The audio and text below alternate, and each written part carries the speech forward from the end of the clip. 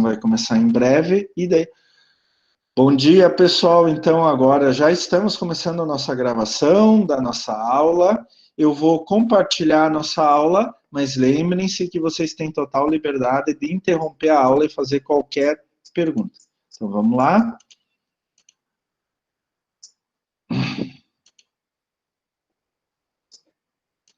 Deixa eu colocar aqui. Pessoal, eu quero só a primeira coisa. Vocês estão enxergando? Agora eu preciso que vocês falem, porque eu não vou ver o chat. Vocês estão enxergando o meu slide? Sim, dá para enxergar sim. Ótimo, muito obrigado. Então, agora, a partir desse momento, enquanto eu tiver o slide em modo de apresentação, eu não consigo ver vocês nem o chat, tá? Então, todas as nossas aulas vão começar do mesmo jeito, vai ter o título da disciplina, o número da semana, tá? Semana 2, e o título da aula daquela semana, Introdução à Análise Ambiental. Como vocês já me conhecem, com poucas exceções, eu sou o professor Klaus Dieter Zalter.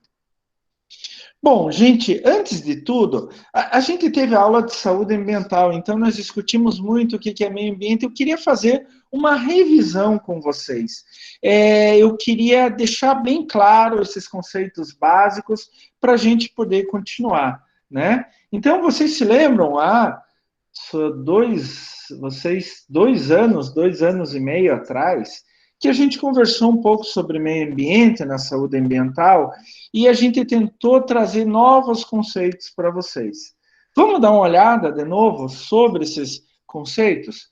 Bom, pessoal, meio ambiente é tudo que envolve ou cerca os seres vivos. A palavra ambiente, tanto a palavra meio quanto ambiente, né? Elas significam a mesma coisa. Entorno, envoltório. Ambiente, por exemplo, vem do latim ambi, ambire, ambio, ao redor de, ambos os lados, andar em volta ou em torno de alguma coisa. Até quando a gente usa em português a expressão meio ambiente é uma redundância, porque as duas palavras da expressão significam a mesma coisa. O que quer dizer isso? Lembre-se lá de saúde ambiental. Quer dizer que tudo que está à nossa volta é meio ambiente. A nossa casa, onde que a gente está agora, o nosso bairro, a nossa cidade, o nosso estado, o nosso país. De novo eu falo para vocês, tem gente que acha que meio ambiente é lá a floresta amazônica, que está longe, ou a Mata Atlântica, ou algum lugar assim preservado. Meio ambiente é tudo, pessoal. Aonde vocês estão agora, onde vocês vivem, para onde vocês se deslocam, tudo isso é meio ambiente, tá? E o principal de tudo, eu vejo muita gente separando o ser humano do meio ambiente, mas o ser humano faz parte integrante do meio ambiente. Vamos colocar isso na cabeça, tá? Nós somos um organismo vivo qualquer, como outro que já existe no meio. Qual é a diferença? É que nós temos uma capacidade intelectual muito maior do que os outros. Então a gente acaba dominando o ambiente à nossa volta. A gente acaba modificando o ambiente à nossa volta. A gente acaba a modificar as relações que existem no ambiente à nossa volta. E esse é um problema, como a gente já vai falar daqui a pouquinho. A gente pode separar o meio ambiente em meio ambiente natural e artificial. Quando a gente fala disso, a gente não está falando só da parte espacial, mas tudo o que é contido naquela área específica e que permite ou não a existência de vida, né? Pelo próprio nome, a gente já começa a raciocinar, né? Meio ambiente artificial. Artificial é aquele que é feito pelo homem, ou é modificado pelo homem, pelo ser humano.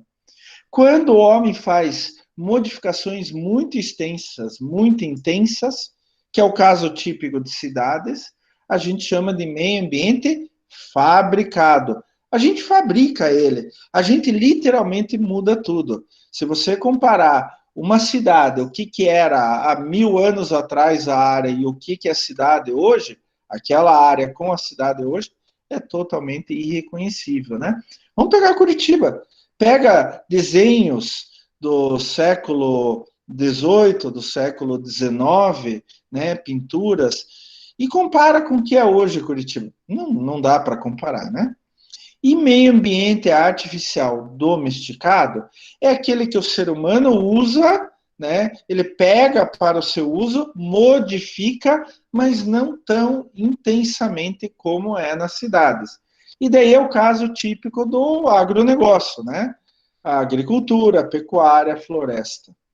A gente modifica o meio onde que a gente vai introduzir a agricultura, a pecuária, floresta plantada, mas não modifica tão intensa e extensamente como é as cidades, tá? O agronegócio ainda mantém um certo resquício de meio ambiente, mas as cidades praticamente nada, né? De meio ambiente natural que eu falo. E daí vem a outra classificação, que é o meio ambiente natural, o que a gente considera regiões autossustentadas. Então, são aquelas regiões de floresta com nenhuma ou quase nenhuma influência do ser humano, onde que as relações ecológicas se mantêm praticamente intactas. Se você pegar o pé da letra, gente, meio ambiente natural hoje são pouquíssimas áreas no mundo inteiro, tá? Mas a gente faz essa classificação. Meio ambiente natural e artificial. O artificial, ainda subdividido em fabricado, exemplo típico cidades, e domesticado, exemplo típico o agronegócio. Professor, por que a gente tem tantos problemas ambientais hoje?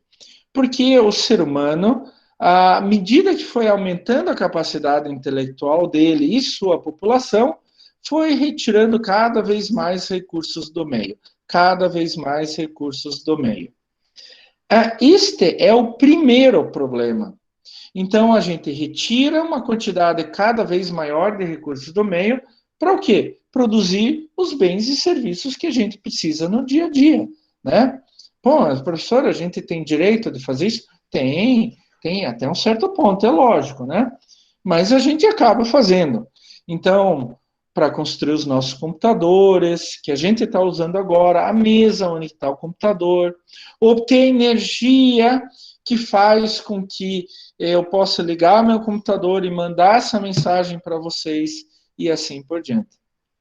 O segundo problema, pessoal, pensem nisso, pensem na vida de vocês. Então, o primeiro problema é quando eu pego recursos do meio para fazer os nossos bens e serviços necessários. O segundo problema é quando o resto do que sobra, tanto da produção quanto do uso de bens e serviços, eu jogo de novo no meio. Então, o despejo de materiais e energia não aproveitados. Isso é o segundo problema ambiental. Então, de uma vez só, eu tenho dois problemas ambientais. E é interessante, pessoal, que se a gente fizer uma divisão, a gente vai ver que isso se agravou muito a partir de um grande fato do ser humano, a Revolução Industrial. Então, até a Revolução Industrial, eu tinha uma certa intensidade, tanto no uso de recursos quanto no despejo de materiais e energia não aproveitados. Após a Revolução Industrial, isso aumentou muito. Sabe por quê? Por causa do aumento de escala de produção. A Revolução Industrial, com as suas máquinas, permitiu que a gente produzisse muito mais e assim até o preço descesse das coisas, o preço se tornasse menor, né, o preço das coisas se tornasse menor, e daí mais pessoas poderiam comprar. Isso se agravou muito no final do século XIX para o começo do século XX. É só ver quando o Henry Ford, por exemplo, criou a produção em série, a linha de montagem, onde ele conseguiu abaixar o preço dos carros lá nos Estados Unidos, né, no caso a companhia Ford de automóveis, a um preço muito menor e mais gente poderia então comprar os seus carros. E isso começou como exemplo para todos os produtos, né? Eu sempre comento, hoje em dia, um monte de gente tem smartphone, por exemplo, né? O smartphone é um computador de bolso. O que permitiu, apesar de não ser tão barato, né, mas o que permitiu mais pessoas comprarem smartphone? A Revolução Industrial permitiu ter smartphone e produzir em escala o smartphone, diminuindo o preço e permitindo que mais pessoas comprassem. É ótimo, a Revolução Industrial veio para ficar e graças a Deus que tivemos Revolução Industrial. Senão não estaremos numa aula como agora, sem a Revolução Industrial. Mas, por outro lado, veio um prejuízo. E a gente tem que olhar com cuidado, com atenção, este prejuízo. Tá? Eu falei para vocês que o ser humano, um dos grandes problemas, é o ser humano usar os recursos do meio. São os tais recursos naturais, né? Tanto aqueles não renováveis quanto os renováveis. Um exemplo, pessoal, dos não renováveis, vocês já sabem, a gente já discutiu, vocês já conhecem da escola, a gente só está fazendo uma grande revisão. São de não renováveis, são aqueles que se esgotam com o uso, né? Exemplo típico: petróleo, carvão mineral, gás natural. É claro que a gente sempre descobre novas minas, novas fontes, novos depósitos. Mas um dia vai acabar. A gente também tem aqueles que podem acabar, mas a gente pode reaproveitar, a gente pode reciclar. E um grande exemplo são os metais, né? Então, hoje, por exemplo, grande parte dos metais que são produzidos através do aproveitamento, a reciclagem de sucata. A gente está indo assim, no caso do alumínio, né? O alumínio é uma combinação de vários metais naturais, né? Obtidos em reservas naturais. Mas o grande exemplo é esse alumínio. Hoje o Brasil recicla 99% do alumínio que utiliza no dia a dia, principalmente latinhas de refrigerante, de cerveja, etc. Tem aqueles recursos naturais renováveis que vão se renovando ou não se alteram com o uso, né? Típico, energia solar, ventos, marés. A energia solar, vento e maré nunca vai acabar, gente, porque isso tem até forças extraplanetárias atuando. Energia solar do Sol, marés, a influência da Lua e assim por diante. Mas tem aqueles recursos naturais renováveis que podem se alterar com o uso. Eles podem, por exemplo, se esgotar, se manter no mesmo patamar ou mesmo aumentar a sua oferta. Querem ver um exemplo bem legal? Lenha, né? Então, a lenha, a madeira, se eu sei manejar, eu sempre vou ter madeira à disposição. Cardume é a mesma coisa, né? Se eu sei o quanto que eu posso retirar de cada cardume, vai ter sempre novos animais que vão se reproduzir e renovar o estoque de cardumes, tá? Mas e se eu faço errado? E se eu tiro muito? Daí começa o problema. Daí esse recurso natural não renovável pode acabar. E temos vários exemplos no mundo, não só do ser humano moderno, mas do ser humano antigo também, que não sabiam manejar corretamente os recursos que tinham à disposição.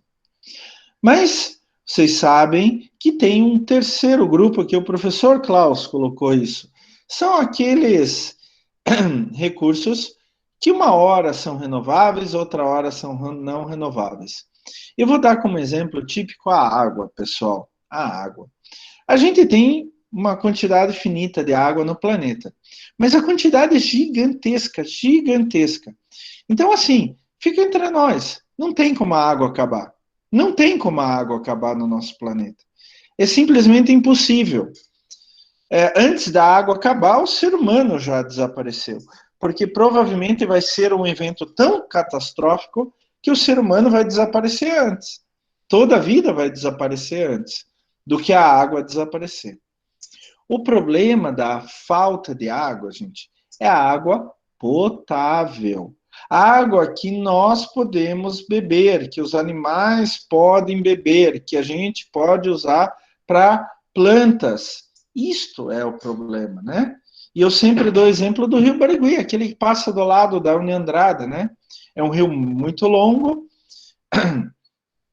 passa pelo Parque Barigui, depois vai até a cidade industrial e vai desaguar lá no Rio Iguaçu. O Rio Iguaçu Perdão, pessoal. O Rio Iguaçu é aquele rio que começa aqui na região de Curitiba, São José dos Pinhais, ali, Araucária, São José dos Pinhais, e vai até Foz do Iguaçu, tá? E daí ele dá origem às Cataratas do Iguaçu. Por que a gente não pode aproveitar a água do Rio Barigui? Por que a gente tem que pegar a água lá de Piraquara, de não sei aonde e tal? Tem o Rio Barigui, tem o Rio Belém, ali, né, passa pelo meio de Curitiba, e etc. Porque esses rios estão tão poluídos, tão poluídos, tão poluídos, que não dá para aproveitar a água. Apesar de ser água doce, é uma água totalmente poluída. Eu até, gente, assim que a gente voltar para as nossas aulas presenciais, eu vou convidar vocês a gente fazer uma coleta ali no Rio Barigui e fazer uma aula prática no laboratório. Vai ser uma aula prática de ecotoxicologia. A gente vai ver qual é a influência da água do Rio Barigui sobre um organismo. Vocês vão ver só que legal. Inclusive, vocês vão ter que coletar a água ali no Rio Barigui, levar para o laboratório, manipular, claro que com toda a segurança, mas vai ser uma aula prática bem legal. E daí a gente vai ver se aquela água tem influência sobre um organismo ou não, tá? Então, a água, ela se comporta de um momento como renovável. Se eu tenho fontes de água pura, eu vou pegando aquilo, né? Claro que agora a gente vive um tempo de emergência hídrica por causa do clima, né? Mas quando a gente polui continuamente aquela fonte de água, aquele manancial, ele se torna inaproveitável para a gente. É como se aquela água não existisse na prática. Então, aqui são os diferentes recursos naturais que o ser humano utiliza. Vocês já pensaram no que vocês utilizam? O quanto que vocês utilizam de cada um? Lembrem-se que o professor Klaus sempre fala, nós somos seres impactantes. A gente impacta o meio ambiente em todos os momentos da nossa vida. A gente vai dormir, impacta o meio ambiente. A gente acorda, impacta o meio ambiente. A gente faz a nossa aula, impacta o meio ambiente. O grande segredo está em o quanto nós vamos impactar. A gente tem esse poder de decisão. Malthus, em 1798, no seu ensaio sobre a população, em 1798, ele falava que a população, quando não controlada, tende a aumentar em uma progressão geométrica, e aqui vocês estão vendo, né? Uma progressão geométrica, ela começa devagar e vai se multiplicando ao longo do tempo. Enquanto os recursos de subsistência que a gente utiliza para poder sobreviver, eles crescem numa progressão aritmética, eles se somam ao longo do tempo. Então, a população se multiplica e os recursos se somam. O que acontece? Uma hora ou outra, a população passa a disponibilidade necessária de recursos, é o chamado ponto de crise, e daí a gente tem um problema, né? No caso que Malthus falou, é uma escassez de alimentos. É essa parte aqui do lado direito da figura. A população está mais alta que a oferta de recursos. Essa é a teoria de Malthus. Gente, ele falou isso no século XVIII. Ele falou isso há mais de 200 anos atrás. E ainda assim a gente não se conscientizou disso e ainda assim a gente maltrata o meio ambiente. Hardy, em 1968, escreveu um trabalho muito famoso chamado A Tragédia dos Comuns. É bem interessante. Quem que ele chama de comum? Ele chama as pessoas de comuns, aquelas como nós, que não tem muito dinheiro, que não pode comprar qualquer coisa a qualquer custo e assim por diante, né? Nesse trabalho, A Tragédia dos Comuns, ele fala que certos problemas não têm solução técnica. Por exemplo, a população, a Terra é finita e ela só pode suportar uma população finita. Ela não tem capacidade de suportar mais. O que acontece a partir daí, então? Acontece que alguns algumas pessoas que têm maior poder aquisitivo, maior poder político, etc., vão ter, vão ter recursos para consumir. Agora, aqueles que não têm muito dinheiro, aqueles que não têm muito poder político, não vão ter os recursos para consumir. E daí a gente começa com fome, doenças, né, condições precárias de moradia e assim por diante. Por isso que Harding chamou a tragédia dos comuns. Esse problema foi agravando cada vez mais, né? Quer dizer, e esse pensamento foi crescendo. Na década de 60, da metade para o final da década de 60, vários especialistas em várias áreas diferentes, eles começaram a se reunir em eventos, fazer trabalhos em comuns, etc. E eles deram nome para esse grupo de Clube de Roma, porque um dos lugares onde eles se reuniram foi em Roma, na Itália. Em 1970, eles publicaram o primeiro relatório deles, a partir daí publicaram vários, onde que eles chamaram de limites ao crescimento. O que eles falavam, gente? A partir de simulações, eles conseguiram ver que se não houvesse uma mudança significativa no dia a dia das pessoas, da população, isso significa o jeito como as pessoas consumiam recursos do ambiente, a gente consumia muito por causa do crescimento acelerado pela oferta de recursos, uma hora ou outra esses recursos iam acabar ou diminuir bastante.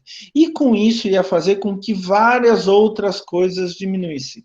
Por exemplo, a produção industrial, a produção agrícola cai, eleva a taxa de mortalidade, de doenças, de subnutrição, etc. Eu acho que essa figura aqui, esse gráfico, ele ilustra muito bem. Acompanhem essa linha azul aqui, tracejada com pontos no meio. É a oferta de recursos naturais. Uma outra linha, essa linha vermelha da população aqui, essa linha de baixo. A população vai aumentando, ela vai consumindo recursos. A população vai aumentando, vai consumindo recursos.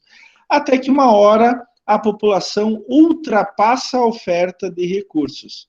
Esta linha é o ponto de crise que Malthus falou em 1798. Quando isso acontece, nós temos ainda um tempo, um gap, né, uma diferença de tempo, onde a população continua aumentando, mas a custos da diminuição drástica de oferta de recursos naturais. E daí começa a faltar recurso. Olha só que legal. Se eu acompanhar a produção industrial, essa linha tracejada cinza, ela aumenta até um certo ponto, daí ela cai drasticamente. A produção de comida, por exemplo, essa linha verde tracejada, vai aumentando e cai drasticamente. Daí começa a dar problema para as pessoas, né? Por exemplo, a expectativa de vida, essa linha roxa em pontinhos, a expectativa de vida vai aumentando, cai drasticamente. Tem coisas boas, né? A poluição vai aumentando e cai drasticamente. Mas a poluição só cai porque todo o resto caiu, né? Não foi por vontade do ser humano. Os especialistas, eles estimaram que em 2100, se a gente continuasse da mesma maneira, ia ter um colapso na população e ela ia cair para 5 bilhões. Hoje a gente está em torno de 7 bilhões. E se a gente manejasse aquilo melhor, a população ia lá para 11 bilhões de habitantes em 2100, tá? Eles diziam que o ponto de crise estava em 1999. Eu acho que a gente ainda não passou pelo ponto de crise. Por quê? Vamos pensar bem. O ser humano, com toda a sua capacidade intelectual, ele vai deixando. Vamos pensar o seguinte: a gente está em pé em algum lugar, a água vai subindo. Pega no tornozelo, não tem problema. Pega no joelho, ainda estou vivo. Pega na cintura, opa, começa a dar um friozinho, né? Mas eu ainda estou vivo. Chega no queixo a água. A água subiu tanto que chega no queixo. Poxa vida, Alguma coisa eu tenho que fazer. Do jeito que está, não posso ficar. E daí o ser humano inventa outras coisas. Hoje, por exemplo, a gente tem várias fontes de energia, né? Até não muito tempo atrás era, por exemplo, na Europa, Estados Unidos, Japão, carvão. Aqui o Brasil sempre usou usina hidrelétrica, né? Energia hidrelétrica.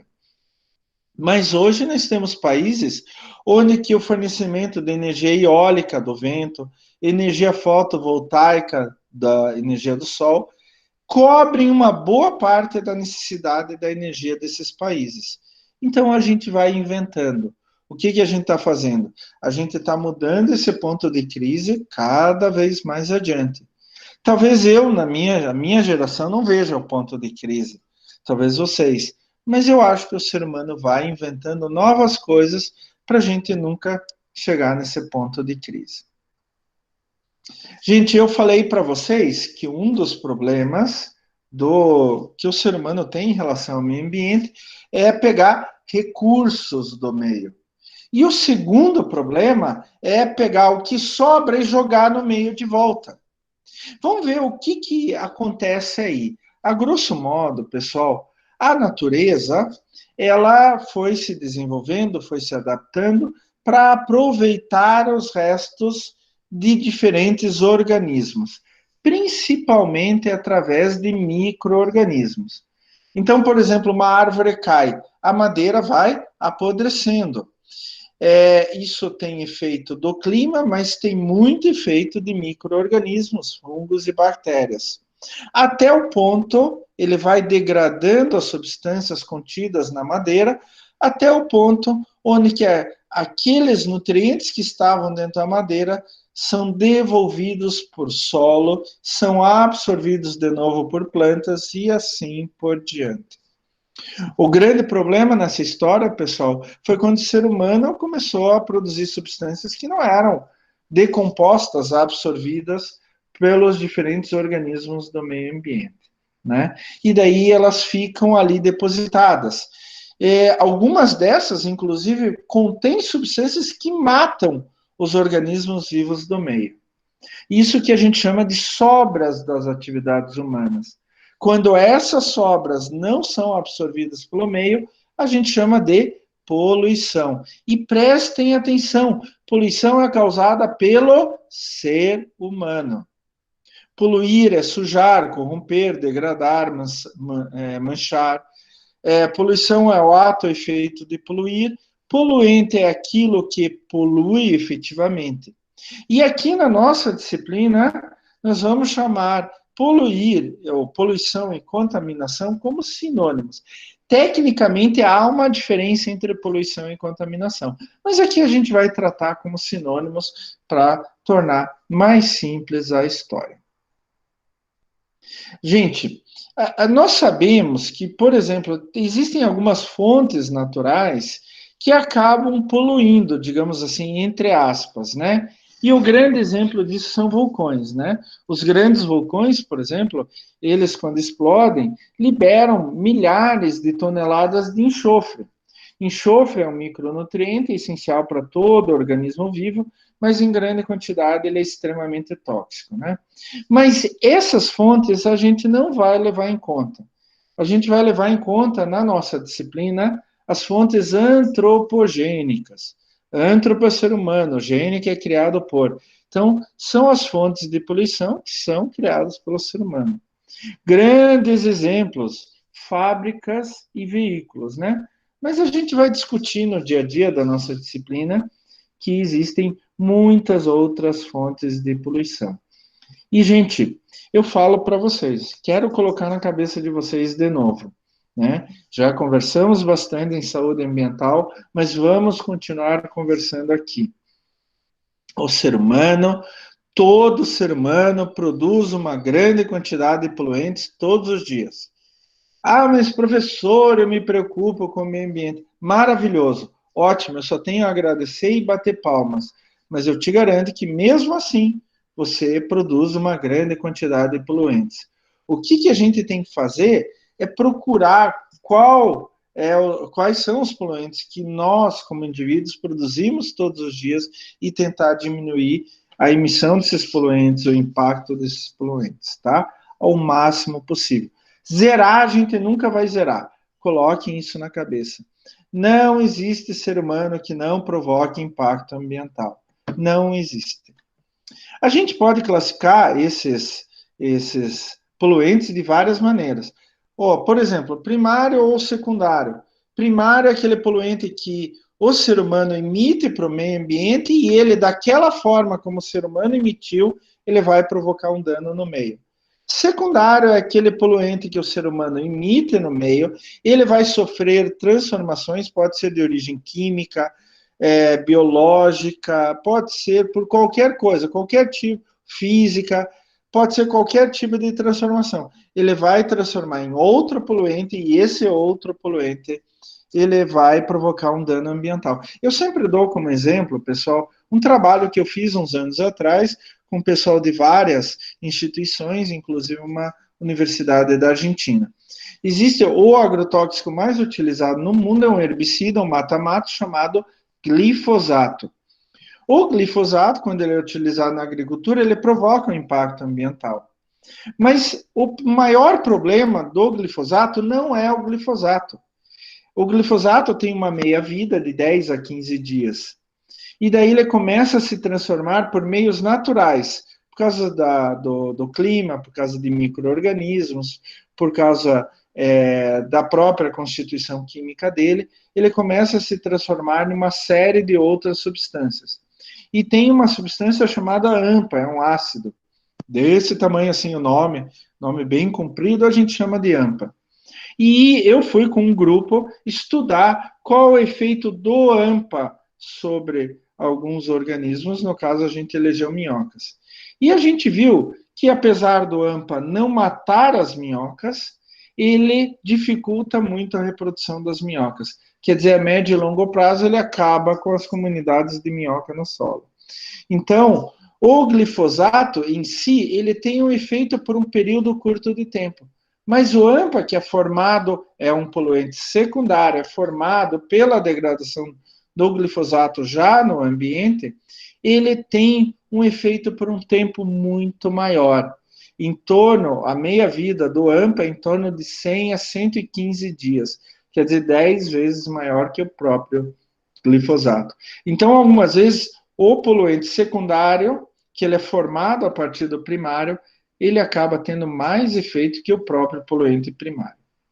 Também a gente tem que ver a permanência no ambiente, como eu falei do glifosato e do AMPA, e o local de poluição, né? Qual foi o compartimento ambiental? Lembrem-se lá de saúde ambiental, né? Os grandes compartimentos ambientais: ar, água, solo, e a gente ainda falou da biosfera, né? Do ser humano, de todos os organismos vivos. Pessoal, até agora alguma dúvida? Eu estou falando muito rápido, vocês querem que eu explique mais detalhadamente? Está tudo certo? Estão entendendo? Tá tudo certo, prof. Vocês sabem, de novo, que vocês têm todo o direito de interromper a aula, perguntar, e também vocês podem fazer a observação. Professor, está falando muito rápido, etc., está correndo muito. Algumas vezes é o jeito como a gente fala, e eu volto atrás sem problema nenhum. Como eu falei para vocês, gente, existem dois grandes tipos de modificações ambientais. Aquelas causadas por fenômenos naturais, né? Foi o caso do meteoro que caiu há 65 milhões de anos, lá no Golfo do México, que provocou extinção em massa, né? Principalmente dos grandes animais. Os mamíferos, naquela época, eram muito pequenos, se escondiam, precisavam de menos comida, acabaram sobrevivendo e dando origem a diferentes organismos, inclusive o ser humano. Até hoje nós temos modificações naturais extremamente sérias, terremoto, erupções vulcânicas, mas dá para evitar? Não. A gente pode até tentar prever um terremoto, uma erupção vulcânica, mas a gente não vai parar o terremoto, a erupção vulcânica, né? Então a gente não trata, na nossa disciplina de análise ambiental, modificações realizadas, ou modificações chamadas naturais. Mas a gente trata das modificações feitas pelo ser humano. Por quê? Por incrível que pareça, essas são mais fáceis de proteger do que as modificações naturais. E essas modificações causadas pelo ser humano, pessoal, já vem há muito tempo, né? Há 200, 300 anos, como a gente já viu, Malthus, Spinoza, já falavam sobre isso. E naturalistas que, inclusive, visitaram o Brasil, como Darwin, Humboldt, eles também falavam sobre isso. A gente viu o Clube de Roma, né, no final da década de 60, começo da década de 70, falando que se a gente continuasse consumir do mesmo jeito, a gente ia ter muitos problemas. E daí fizeram o relatório Limites ao Crescimento. Gente, é interessante falar que eles começaram a estudar sobre isso por causa da poluição dos rios transnacionais. Aqueles rios que passam por mais de um país. Lá na Europa, é típico o caso do Rio Reno e do Rio Danúbio, né? O Rio Reno começa ali, região da França, passa pela Suíça, a Alemanha, faz a divisa entre a Alemanha e a Suíça. Eu, durante o meu mestrado, não, perdão, durante o meu doutorado, eu fui morar numa cidade que era 6 quilômetros do Rio Reno. Então, ele faz a divisão entre a Alemanha e a Suíça, entre a Alemanha e a França, depois passa por Luxemburgo, Bélgica, Holanda, vai desaguar lá na costa da Holanda, ali perto do Canal da Mancha, Mar do Norte. E o Rio Danúbio, né? Que ele nasce na Alemanha, aliás, de curiosidade, não tem nada a ver, aquelas curiosidades do professor Klaus, né? Cultura inútil. O Rio Danúbio, ele nasce a poucos quilômetros da onde meu pai nasceu, na Alemanha. Então, ele nasce um riachinho bem pequeno, ele vai passar pela Alemanha, Áustria, ele passa por Viena, passa por Budapeste, né? Daí ele já é um rio bem grande, e depois segue adiante e vai lá desaguar no Mar Negro, na costa da Romênia. Né? Inclusive tem um estuário muito bonito e tal. E esses dois rios são icônicos para o relatório de limites ao crescimento do Clube de Roma. Porque se poluía em um país, a poluição era levada para outros países, né? Quer dizer, o impacto chegava a outros países, né? Então foi uma preocupação muito grande. Vamos começar para a gente entender por que a gente pensa. Eu gosto muito de falar histórico, porque o histórico mostra para a gente por que hoje a gente pensa assim. Por que a gente não pensava como era na década de 40, 30 do século passado?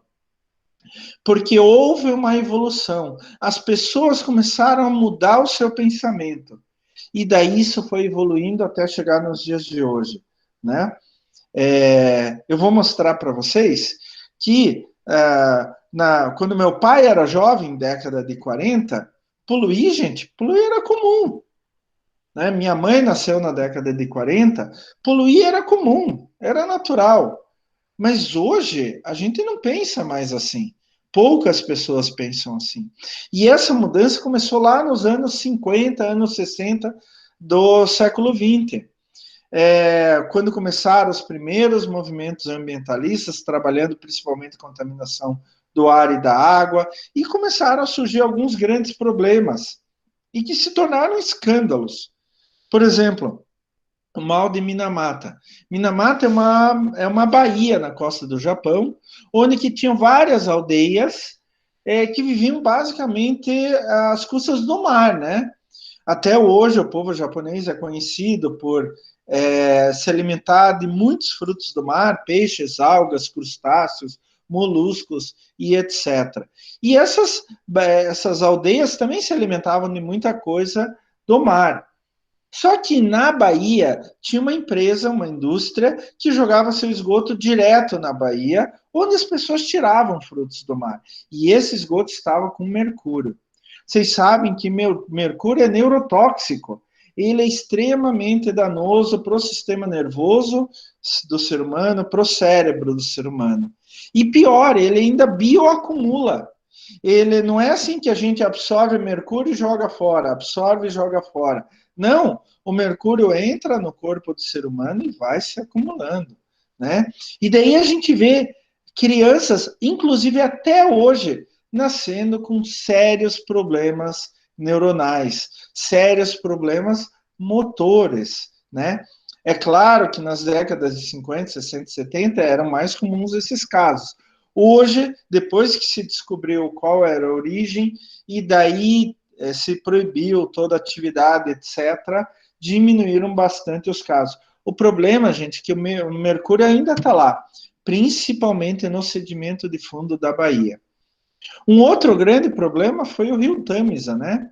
A gente viu as Olimpíadas de 2012 em Londres, o rio Tamisa lindo, limpo, pessoas pescando lá dentro do rio Tamisa e tal. Mas o rio Tamisa era um esgoto a céu aberto, gente, lá em Londres. Então as pessoas não podiam chegar perto do rio Tamisa, de tal era o cheiro ruim. E isso fez com que com outros fatos, fez com que nas décadas de 50 e 60 as pessoas se conscientizassem do mal que estava acontecendo. Por isso essas décadas foram chamadas de décadas da conscientização. Pessoal, aqui tem um pequeno filme que eu quero que depois vocês vejam sobre o grande nevoeiro de Londres em 1952. Em dezembro de 52, houve um fato devido a vários fenômenos climatológicos e a poluição do ar causada pela queima de carvão lá em Londres, fez com que a poluição do ar descesse ao nível do chão. E isso fez com que muitas pessoas morressem, inclusive intoxicadas. Gastem um tempinho depois, gente. O vídeo não é longo e é bem legal de se ver, para a gente se conscientizar mesmo do que a poluição pode provocar. E daí a gente entra na década de 70. O primeiro grande fato da década de 70 foi a primeira grande conferência mundial sobre o meio ambiente. Foi a Conferência de Estocolmo, em 1972. Estocolmo é a capital da Suécia. E por incrível que pareça, pessoal, foi a primeira vez que o ser humano chegou a um consenso: poluir é crime. Se lembram que eu falei para vocês que antes, décadas de 40 e 50, o pessoal achava que podia poluir à vontade? Pois é, não era crime. A gente não era consciente ainda. A gente não pode nem culpar as pessoas daquela época, porque as pessoas não sabiam dessa informação, o quão ruim era a poluição. E a partir da Conferência de Estocolmo em 72, a gente decidiu: poluir é crime. E daí vários atos normativos, legislações foram sendo construídas ao longo do tempo no mundo inteiro. Foi a época da crise energética, onde que o preço do petróleo subiu muito, tanto que aqui no Brasil a gente criou o programa Pro Álcool, a gente começou a valorizar os resíduos, não só simplesmente jogar fora, e começou a falar no tal do desenvolvimento sustentável. Isso a gente vai falar com mais detalhes daqui a pouco. A década de 70, exatamente porque a gente reconheceu que poluir é crime e começou a fazer leis sobre isso, a gente chama de década da regulamentação e controle ambiental. E daí a gente entrou na década de 80. Gente, eu sempre falo, década de 80 foi a década, por exemplo, que eu me tornei adulto. Né? Eu entrei adolescente e saí adulto da década de 80. A década de 80, economicamente, no mundo inteiro, foi horrível. A gente fala em termos econômicos que foi uma década perdida. Em relação ao meio ambiente, pior ainda, muito pior. A década de 80 proporcionou grandes acidentes ambientais para o ser humano, que fez com que o ser humano desse mais uma guinada. É claro que a década de 80 também teve coisas boas. Eu sempre falo que o melhor rock nacional foi da década de 80, né? Paralamas, Titãs e outros, é tudo da década de 80, gente. Então, a década de Concordo. 80 também... Quem que falou? Eu, professora Andréia. Viu, André? Concorda comigo. Melhor rock nacional até hoje, não se compara, né? Foi a década de 80. Certeza. Mas, ambientalmente falando, a década de 80 foi horrível, pessoal. Começou lá, por incrível que pareça, na década de 70, quando uma fábrica na Itália liberou 5 quilos de dioxina. Dioxina é extremamente tóxico, ela tem várias formas diferentes, são substâncias à base de cloro. Quando você queima plástico, por exemplo, no ar sai dioxina, tá? Então nunca queime plástico. O cloro é um biocida, vocês já sabem disso com toda certeza, né? Eles conseguiram evacuar as pessoas, mas não os animais em volta dessa fábrica lá na Itália. E daí matou o que se estima em torno de 5 mil animais. Em 1984, a Union Carbide tinha uma fábrica química na Índia, em Bhopal, uma cidade da Índia. Teve um acidente e liberou uma grande quantidade de produtos químicos. Matou em torno de 5 a 10 mil pessoas. Alguns dados mostram que matou muito mais. E esses produtos químicos, gente, estão até hoje lá, mais de 30 anos depois. Estão até hoje contaminando a região de Bhopal. Foi tão grande o acidente, que a Union Carbide, que era a maior empresa do mundo em qualquer área, ela desapareceu. Ela entrou em falência e foi vendida em diferentes pedaços para outras indústrias. E daí teve o fato que todos vocês conhecem, né? Em 1986, em Chernobyl, era antiga União Soviética, né? Explodiu uma usina nuclear. Aí vocês podem ver na foto o reator que explodiu, né?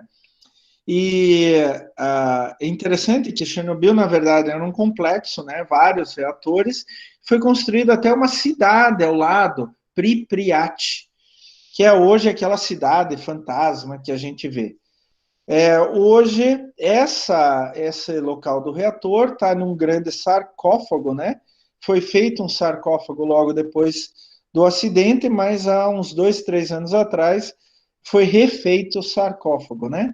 Que é um túmulo de concreto onde que está para tentar conter a radiação que ainda sai, por 1986, 14, 34 anos atrás, que ainda sai do reator, ainda está saindo grandes níveis de radiação. Então, se acha que aquela região vai ficar fechada por uns 10 mil anos, mais ou menos, né, de tanta radiação.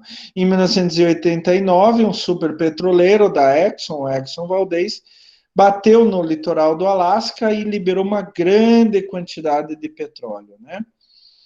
E eles tiveram que, na época, pagar $1 bilhão em multa, pessoal, olha só. Isso em 1989. Foi na década de 80 que surgiu o que a gente chama de EIA-RIMA, Estudo de Impacto Ambiental, Relatório de Impacto no Meio Ambiente. A gente já tinha legislação ambiental, mas agora se mudou um pouco o foco. Eles pensaram assim, por que a gente não faz legislação antes da empresa se instalar? Não é só depois da empresa instalada. Então, o estudo de impacto ambiental, ele faz um estudo para saber o impacto que a empresa faz antes dela se instalar, para quando ela se instalar, não fazer tanto impacto ambiental. Então, por isso a gente chama de década da legislação específica de novas indústrias. Aliás, é uma das áreas que os biomédicos podem trabalhar em análise ambiental. Aliás, não é só podem, tá, gente? Devem trabalhar na área de análise ambiental com o chamado EIA-RIM. Ainda na década de 80, teve um monte de outros fatos, alguns bons, alguns ruins, né? Mas entre os fatos bons, por exemplo, a criação de uma linha de crédito nos Estados Unidos chamada Superfund, que é para reabilitação de áreas contaminadas, e essa linha de crédito foi criada por causa do caso do Love Canal. O Love Canal era assim, um canal subterrâneo que estava sem uso, ele foi usado primeiro para desviar a água de um rio para a criação de uma usina hidrelétrica, e daí ele desviou por quilômetros e quilômetros a água do rio. Esse canal passava por debaixo de um conjunto habitacional lá nos Estados Unidos, e ele foi chamado de Love Canal.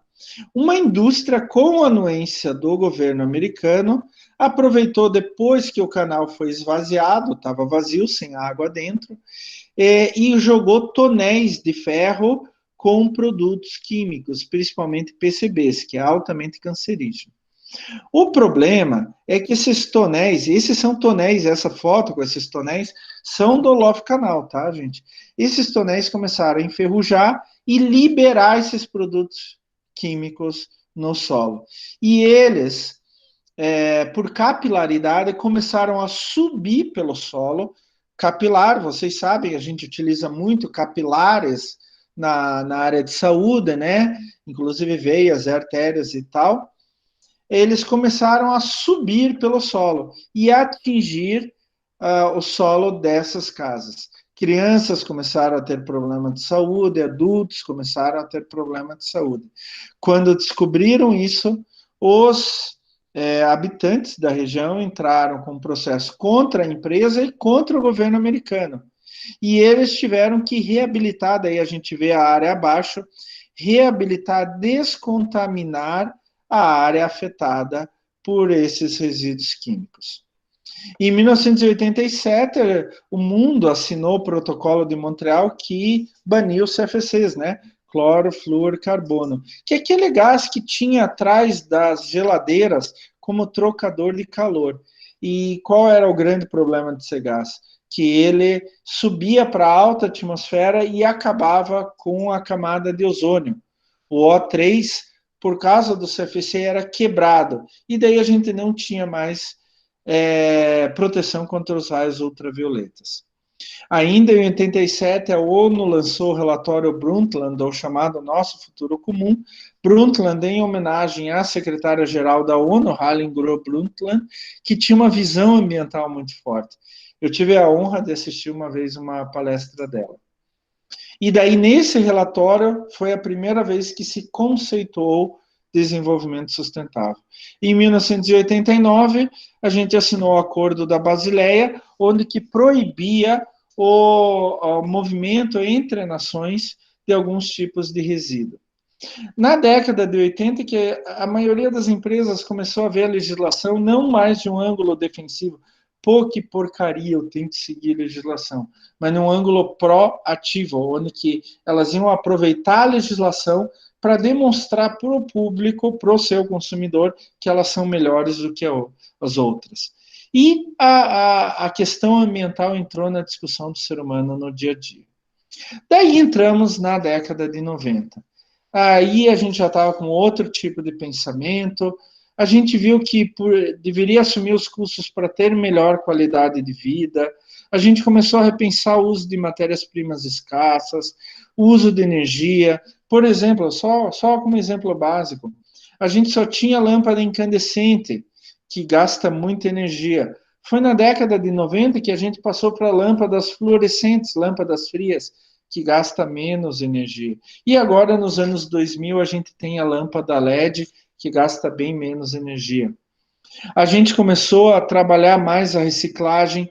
O programa Lixo, que não é lixo, de Curitiba, de reciclagem, começou em 1989 e a gente começou a rever o desperdício.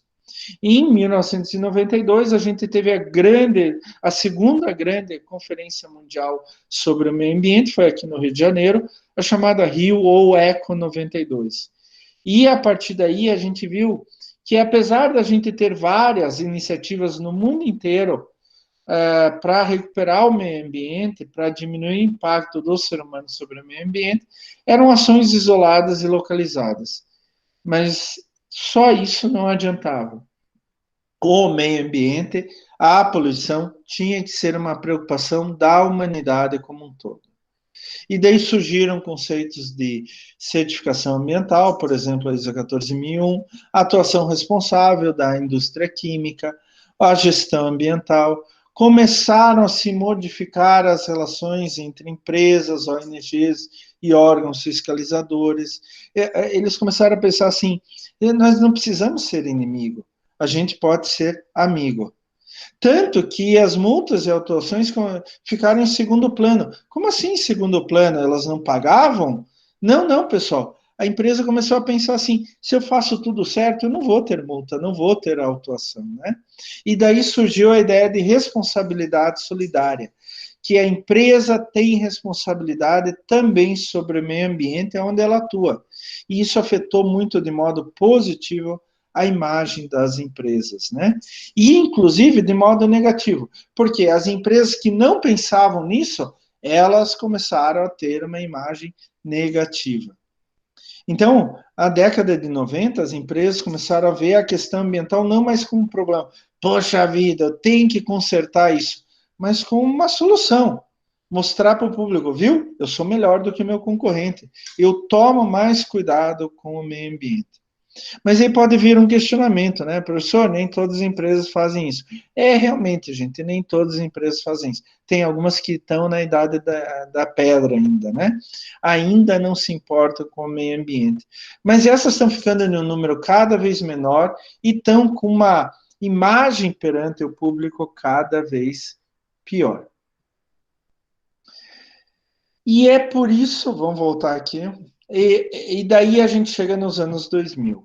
E é por isso que hoje a gente tem esse pensamento ambiental mais cuidadoso, mais dedicado, onde que a gente investe mais e assume mais a questão ambiental. Anos 2000, daí vocês já conhecem sem problema algum.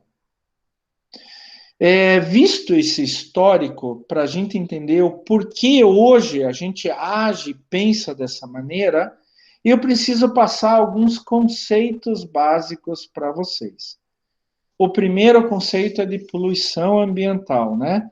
A gente fala que poluição ambiental é ação ou omissão do ser humano, que através da descarga de material ou energia, atuando sobre os grandes compartimentos ambientais, água, solo, ar, causa um desequilíbrio nocivo, seja de curto, médio ou longo prazo sobre o meio ambiente.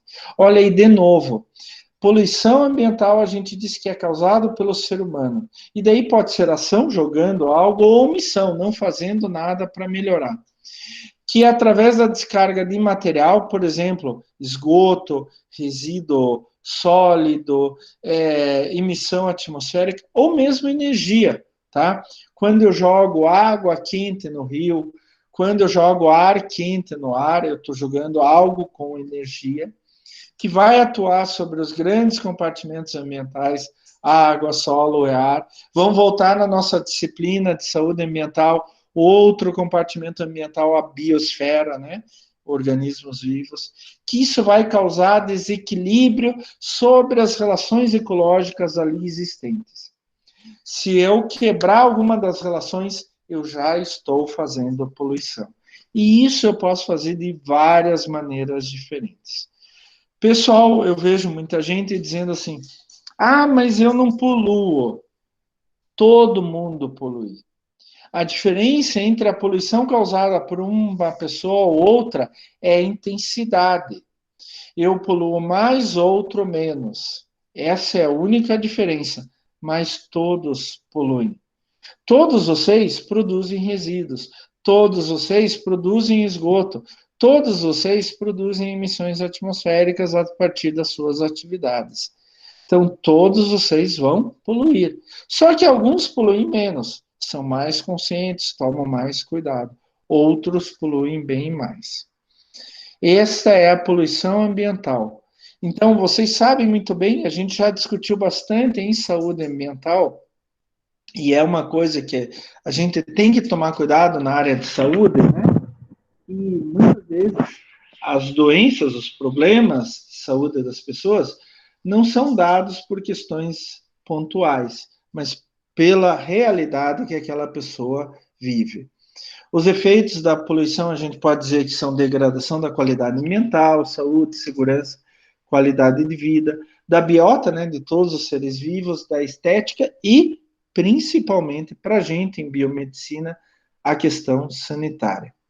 A origem da poluição é muito complexa, né, gente? Vocês podem dizer quem deu origem à poluição do ar que vocês hoje respiram? Não dá, né? Pode ser várias fontes diferentes.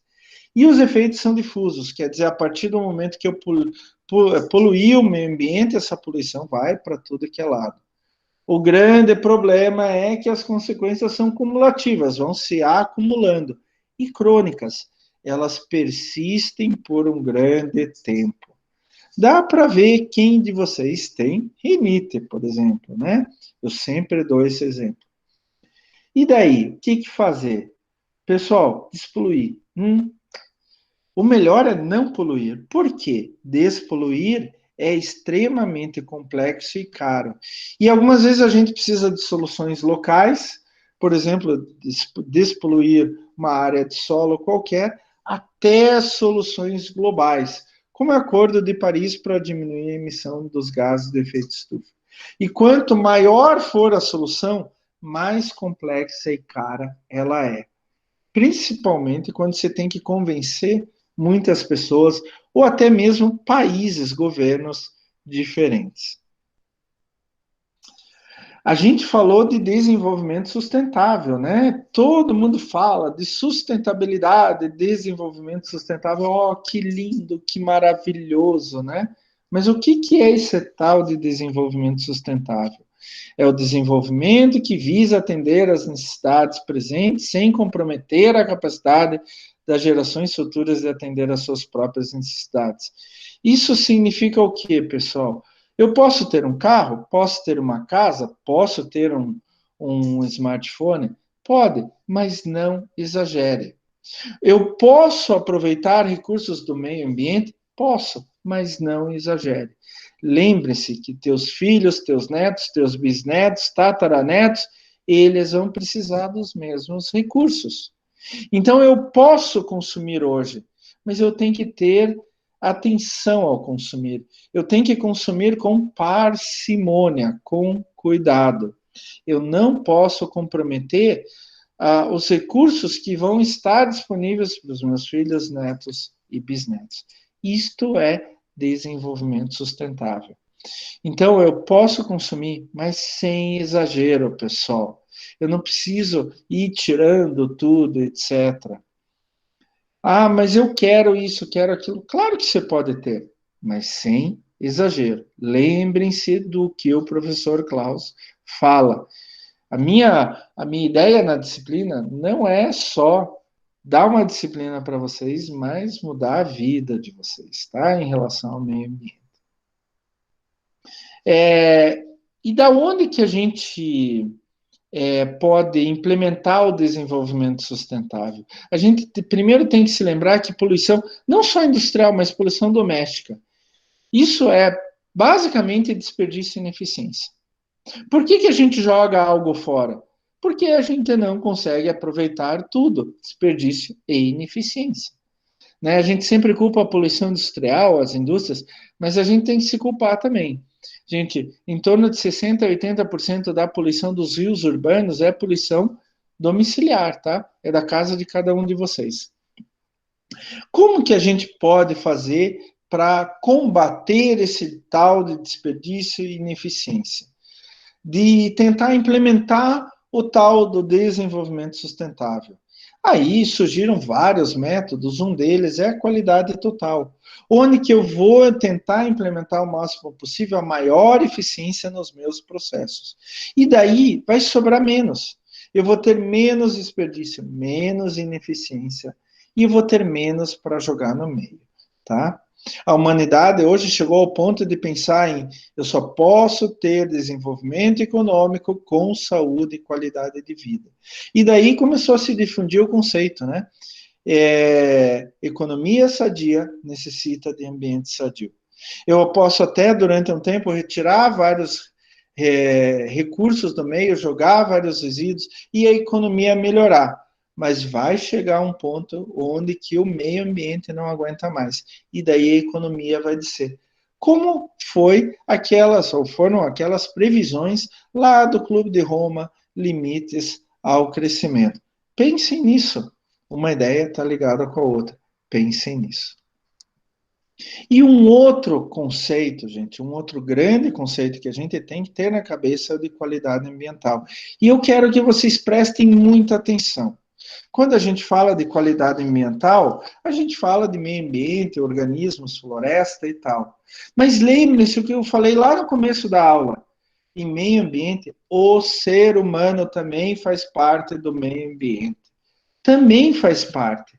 Então, quando a gente fala de qualidade ambiental, a gente está dizendo do atendimento aos requisitos de natureza física, química, biológica, tudo relacionado a todos os outros organismos do meio ambiente, mas também social, econômico e tecnológico, porque o ser humano, ele está inserido no meio. Então, atendimento aos requisitos de natureza física, química, biológica, social, econômica e tecnológica que assegurem a estabilidade das relações ambientais no ecossistema no qual se inserem as atividades. É claro que eu não vou ter a mesma qualidade ambiental que eu tinha originalmente, lá primitivamente. O ser humano entrou no ambiente e modificou ele um pouco, já modifica a qualidade ambiental. Mas o que a gente procura? A gente procura a qualidade ambiental que modifique o menos possível aquelas relações no ecossistema, tá? Isto é qualidade ambiental. Todos os organismos do meio, inclusive o ser humano, e como eles se relacionam, tá? É muito importante esse conceito. Por quê? Na análise ambiental, a gente usa este conceito o tempo todo. Inclusive, vocês vão ver na legislação e nas análises do dia a dia. O que é correto ou o que não é correto. Eu já falei de um monte de problemas, como evoluiu o pensamento do ser humano, e daí vocês podem começar a pensar assim: professor, o senhor fez um cenário de fim de mundo. É, eu fiz um cenário de fim de mundo mesmo, né? E o que a gente pode fazer para cuidar de tudo isso? A gente tem que começar a gerir as nossas atividades em relação à questão ambiental. Toda vez que a gente fizer algo, a gente tem que pensar qual vai ser o impacto disso sobre o meio. E se tiver impacto, e dependendo do nível de impacto, o que eu posso fazer para evitar ou para diminuir esse impacto? É o que a gente chama de gestão ambiental. E dentro da gestão ambiental, da grande gestão ambiental, é gerir o ambiente pensando, ou gerir as nossas atividades pensando no ambiente, tem algo que é extremamente importante, que a gente não faz gestão ambiental se não tiver isso. É o tal do monitoramento. Então, quando a gente pega a água de um rio para fazer uma análise física, química ou biológica, pega solo ou ar para fazer análise física, química ou biológica, a gente está fazendo monitoramento. E isso é o que a gente chama de análise ambiental. É a nossa disciplina agora. Ela é básica para fazer qualquer ação ambiental. Sem análise ambiental, a gente não faz monitoramento. Sem fazer monitoramento, a gente não faz gestão ambiental, tá? Então, é muito importante que, olha só, gente, é a aula ao vivo, direto de casa, tá tocando o meu telefone, tá? Então, só espera um pouquinho, gente. Acabei de desligar o telefone, eu não sei se vocês estavam ouvindo, mas estava tocando o meu telefone, tá? Desculpa, gente, aula ao vivo é assim mesmo, tá? Pelo menos meus cachorros não entram no meu colo, né? Estão todos lá fora, os meus 9 cachorros não estão aqui, mas de vez em quando a gente ouve os latidos deles. Então, eu estava falando para vocês que a análise ambiental, ela é primordial. Coloquem isso na cabeça para fazer o monitoramento do meio ambiente e fazer gestão ambiental. Então, agora a gente vai começar a entrar num novo mundo. Vocês vão, e é um mundo muito atraente, muito legal, muito gostoso. Vocês vão discutir sobre análise ambiental. Vocês vão aprender um pouco sobre análise ambiental. Mas, professor, nós somos biomédicos. O que tem isso a ver? Tem muito a ver, pessoal. Hoje, o biomédico, ele é uma figura muito importante na análise ambiental. E eu, particularmente, queria que os biomédicos entrassem muito mais a fundo nessa área da análise ambiental, porque o biomédico tem conhecimento para isso, o biomédico tem conscientização para isso, né? E não é só isso, é porque está lá na Resolução 78 do Conselho Federal de Biomedicina, que dispõe sobre o ato profissional biomédico. Eu não sei se vocês já leram a Resolução 78, mas eu já li a Resolução 78, né? Então, nessa Resolução 78, permite ao profissional biomédico ser habilitado em análise ambiental e, assim, realizar análises físico-químicas e microbiológicas para uma série de questões ambientais. É o que a gente chama de saneamento do meio ambiente, podendo fazer análise do ar, da água, do esgoto e também do solo, tá? O analista ambiental, aquele que é habilitado em análise ambiental, ele pode fazer um monte de coisa, gente. Assessorar em questões relacionadas ao meio ambiente, coordenar inspeções ambientais, obviamente fazer o monitoramento de amostra de água, solo e ar, ajudar na licença ambiental junto a órgãos de fiscalização, fazer projetos visando diminuir o impacto sobre o meio ambiente, licença ambiental, eu já falei, fazer diagnósticos, pareceres, relatórios, atendimento à fiscalização, se vocês estão dentro de uma empresa, e até treinamento e programas de educação ambiental. Se vocês se lembram, lá na disciplina de saúde ambiental, a gente já falou de educação ambiental, né? A gente já estava preparando vocês para serem analistas ambientais, analistas do meio ambiente. Toda a disciplina de saúde ambiental foi em função disso, tá? Então, como eu falei para vocês, o analista ambiental tem várias atribuições diferentes, e aqui estão as atribuições, né? Regulação, controle, fiscalização, monitoramento, gestão, ordenamento, conservação de ecossistemas, estímulo e difusão de tecnologia, educação ambiental e assim por diante. Mas ele precisa ter alguns conhecimentos básicos. E eu vou pegar no pé de vocês, pessoal. Vou pegar no pé, sim. Vocês são muito importantes para a análise ambiental. Vocês não só têm essa habilitação, como são atores muito importantes. Nós precisamos de biomédicos que sejam conscientes e que estudem bastante, que sejam capacitados nessa área. A primeira coisa é conhecimento da legislação. E daí vou pegar no pé. Já falei na aula de semana passada, na gravação. Vocês vão ter que estudar a legislação. Não adianta. Quando a gente fala de análise ambiental, 50% do caminho é legislação. Vocês vão ver isso. Todas as aulas a gente vai falar de legislação.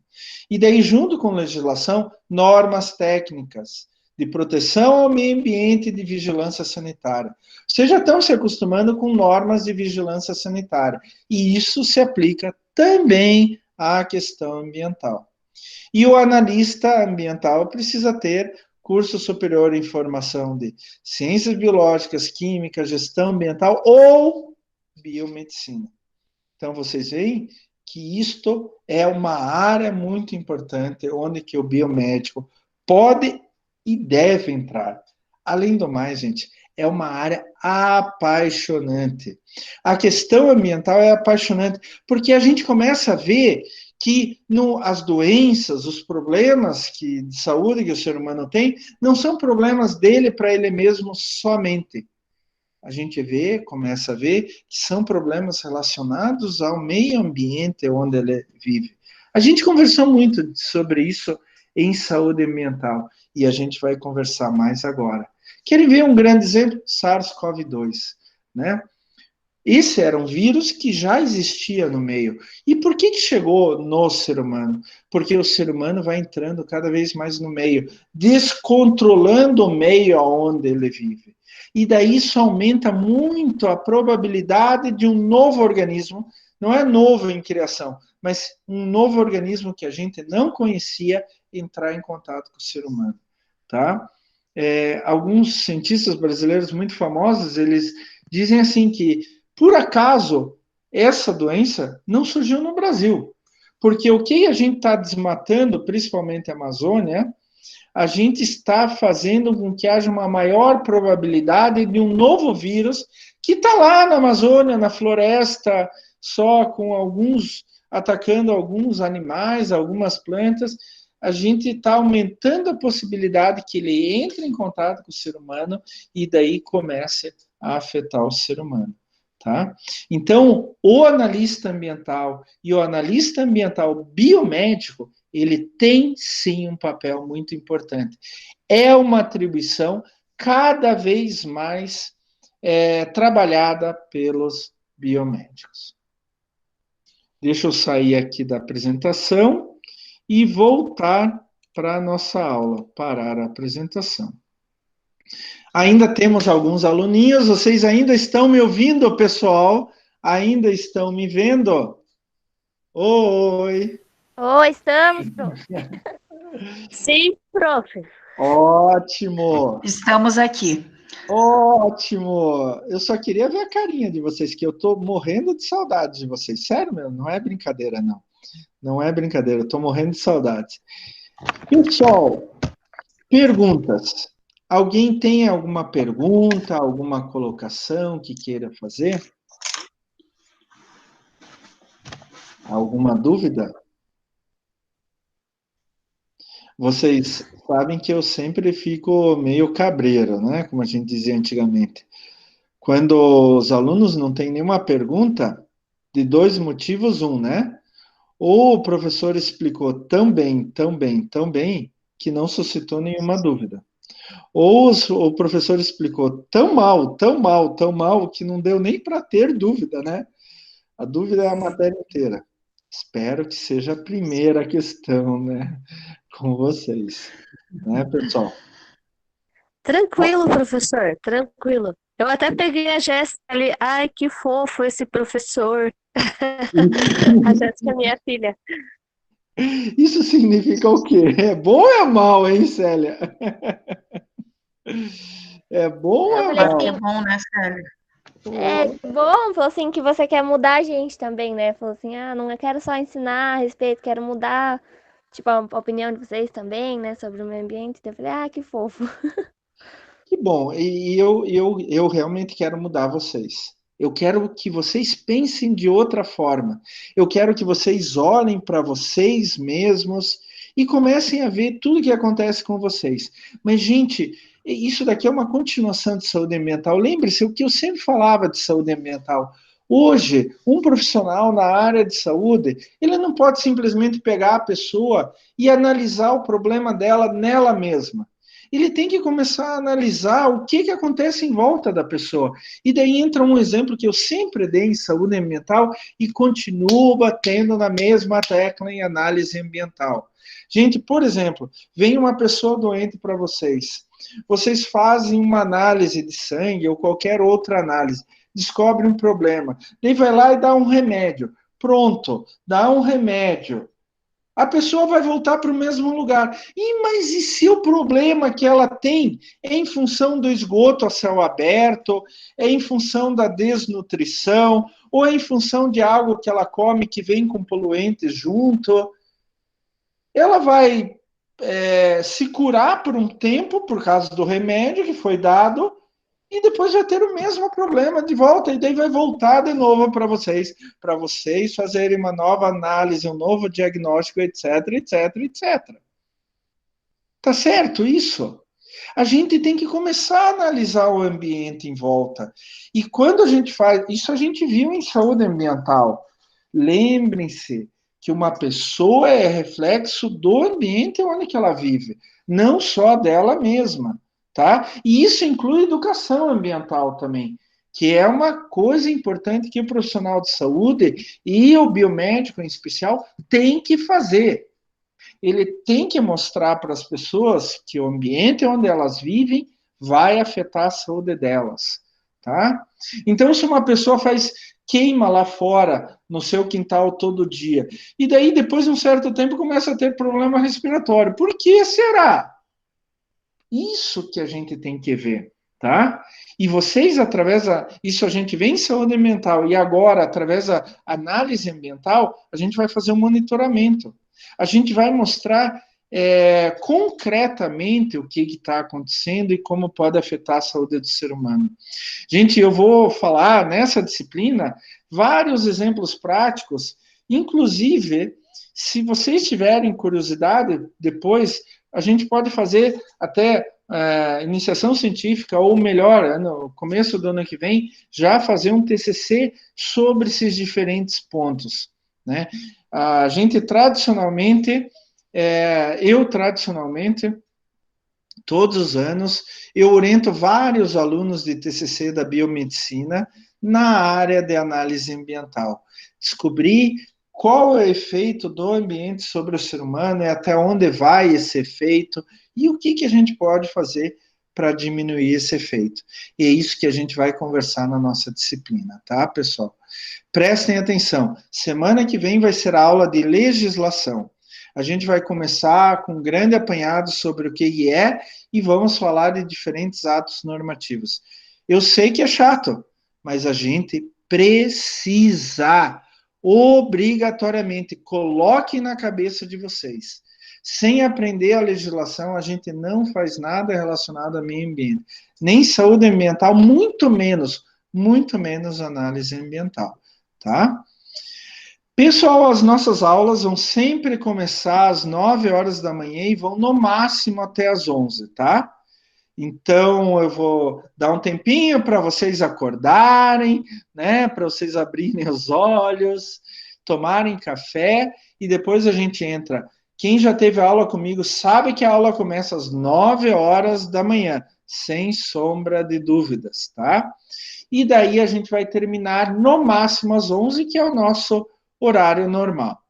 Logo depois da aula, eu desço a gravação, vou colocar no meu canal do YouTube, daí eu coloco o link do YouTube lá na gravação, na explicação do professor, gravação da live. Tá certo, pessoal?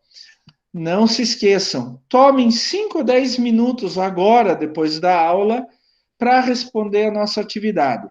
A atividade, como é que eu vou falar para vocês? Gente, eu não quero dar muita pista, assim. Já estou dando pista, né? Atividade é bom para a saúde, não só para a presença, para marcar a presença naquela aula, que a nossa chamada é a resposta à atividade e frequência. Mesmo que ela esteja errada, você respondendo, você ganhou presença naquela aula. Mas é bom para a saúde, gente. Para um bom entendedor, meia palavra basta, tá? Gente, se vocês não tiverem mais nada, tem mais alguma coisa, alguma dúvida? De qualquer maneira, vocês podem entrar em contato comigo via e-mail, tá? A grande maioria de vocês já tem meu e-mail. Tem o e-mail institucional, klaus.zalter@uniandrado.edu.br, e estejam à vontade para entrar em contato comigo. Eu queria só dizer uma coisa, tá até gravando, tá? Eu queria ver tanto a carinha de vocês. A partir da próxima aula, vamos ficar com a carinha aparecendo, pessoal? Vamos? Próxima aula eu tiro o pijama, prof. Tá. Daí eu arrumo a cara. Tento dar um jeitinho. Não, ontem de manhã uma aluna disse assim, professor, deixa eu me maquiar, daí eu apareço. Não tem problema para mim, pessoal. Vocês sabem como eu adoro vocês, como eu gosto muito de vocês, de coração, de verdade. Então, o mais importante para mim é ter vocês por perto. Eu estou com um monte de saudades de aula presencial. Um monte, de verdade mesmo. Então, para tentar diminuir essas saudades de aula presencial, eu queria pelo menos ver a carinha de vocês. Tá bom? Vocês são muito importantes para mim, vocês sabem disso, né? Gente, eu quero ver próxima quinta-feira, 9 horas da manhã, nesse mesmo bate-horário, nesse mesmo bate-canal, com esse mesmo bate-professor. Tá bom, gente? Eu quero ver vocês até lá e não se esqueçam de fazer atividade de frequência e ler o artigo no material complementar. É muito importante para vocês, tá bom? Ok, prof. Gente, Beleza, Tchau. obrigada. tchau, gente. Tchau, tchau. Beijo, Até tchau. Até a próxima Beijo. quinta. Até. Tchau, tchau. É, tchau.